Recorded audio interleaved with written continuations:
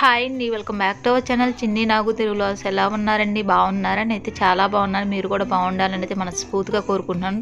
మన వీడియోస్ ఎవరైనా first time చూస్తుంటే ఒక లైక్ ఇవ్వండి. మీరు ఇచ్చే లైక్ వల్ల మన వీడియోస్ అనేది ఎక్కువ మందికి అయితే రీచ్ అవుతాయి.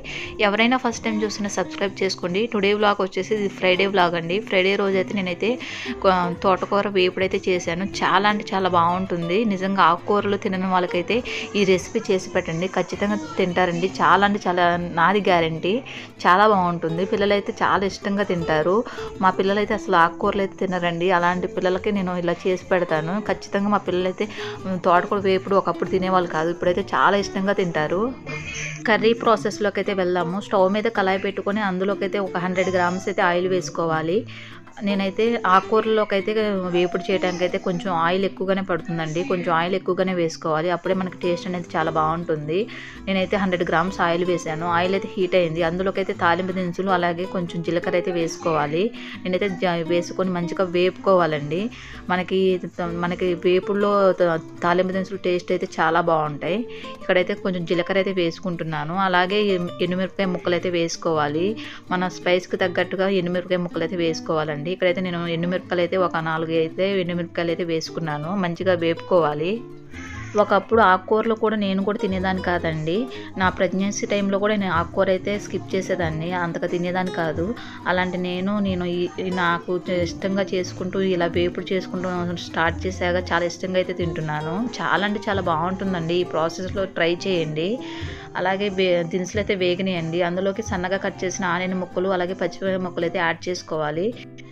తోటకూర ఫ్రైలోకి అయితే కొంచెం ఉల్లిపాయ ముక్కలు అయితే కొంచెం ఎక్కువగానే వేసుకోవాలండి. అప్పుడే మనకు ఫ్రై అనేది టేస్ట్ అనేది చాలా బాగుంటుంది. అలాగే అందులోకి 6 వెల్లుల్లి రెబ్బలు అయితే దంచుకొని అయితే వేసుకోవాలి.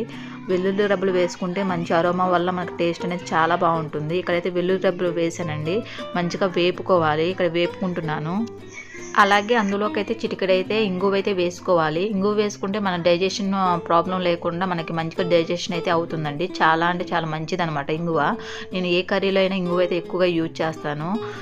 అలాగే అందులోకి పావు స్పూన్ అయితే పసుపు అయితే యాడ్ చేసుకోవాలి. పసుపు యాడ్ చేసుకుని అందులోకి రుచికి తగినంత సాల్ట్ కూడా యాడ్ చేసుకోవాలి. మనం సాల్ట్ వేస్తే త్వరగా ఉల్లిపాయ ముక్కలన్నీ త్వరగా మగ్గుతాయండి. ఇక్కడైతే నేను సాల్ట్ అయితే వేస్తున్నాను.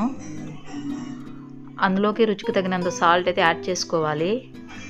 ఎప్పుడైనా ఆకుకూరల్లో సాల్ట్ అనేది కొంచెం తక్కువగానే వేసుకోవాలి. ముందుగా మనం తక్కువగా వేసుకుంటే సరిపోకపోతే తర్వాత చూసి అయితే వేసుకోవచ్చు. అలాగే అందులోకి అయితే నీట్గా క్లీన్ చేసుకున్న కరివేపాకు అయితే యాడ్ చేసుకోవాలి.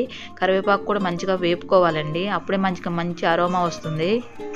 నిజం చెప్తున్నాను, తోటకూర వేపుడు ఈ ప్రాసెస్లో అయితే ట్రై చేయండి. చాలా ఎక్సలెంట్గా ఉంటుందండి. నిజంగా చాలా అంటే చాలా బాగుంటుంది. నిజంగా మనకి కర్రీ ఎక్కువగా తీసుకోవాలండి. ఎప్పుడైనా ఆకుకూర కర్రీ ఎక్కువగా తీసుకుని రైస్ తక్కువగా తీసుకుంటే చాలా బాగుంటుంది. ఆనియన్ ముక్కలు అయితే మగ్గినాయండి. అందులోకి సన్నగా కట్ చేసిన తోటకూర అయితే యాడ్ చేసుకుంటున్నాను. నేనైతే 4 కట్టలు అయితే తోటకూర అయితే తీసుకున్నాను. ఎప్పుడైనా తోటకూర మనకి క్లీన్ చేసుకోవడంలో కొంచెం టైం పడుతుంది, కానీ మన కర్రీ వండుకోవడంలో మాత్రం చాలా ఈజీగా అయితే అయిపోతుంది. హెల్త్కి కూడా చాలా మంచిది కదా తోటకూర. ఇక్కడైతే నేను చాలా తోటకూర వేశాను, కానీ లాస్ట్కి మగ్గిన తర్వాత అసలు ఎంత అవుతుందో చూడండి, చాలా తక్కువ అయిపోతుంది. ఇక్కడైతే నేను తోటకూర అయితే వేసాను. తర్వాత ప్లేట్ పెట్టుకొని అయితే మగ్గించుకుంటాను. నాకు ఆకుకూరలు వండటంలో పెద్ద రిస్క్ అయిన టాస్క్ ఏంటి అంటే వాటిని క్లీన్ చేసి కట్ చేయడంలో పెద్ద టాస్క్ ఉంటుందన్నమాట. అవంతా ఆకులు ఉంటాయి కదా, చెత్త చెదారం అంతా తీసి మనం అయితే నీట్గా కట్ చేసుకోవాలి. అలా కట్ చేసుకున్న దాన్ని అయితే నీట్గా క్లీన్ చేసుకొని మళ్ళీ మనం కర్రీ అయితే చేసుకోవాలి. మన కర్రీ అనేది ఈజీగానే అయిపోతుంది. మనం కట్ చేసుకునే ప్రాసెస్ అనేది కొంచెం టైం పడుతుంది. ఇక్కడైతే నేను ప్లేట్ పెట్టుకొని అయితే మగ్గించుకుంటాను. ప్లేట్ పెట్టుకొని 10 నిమిషాలు అయితే మగ్గించుకుందాము. అందులోకి అయితే వాటర్ రిలీజ్ అవుతుంది.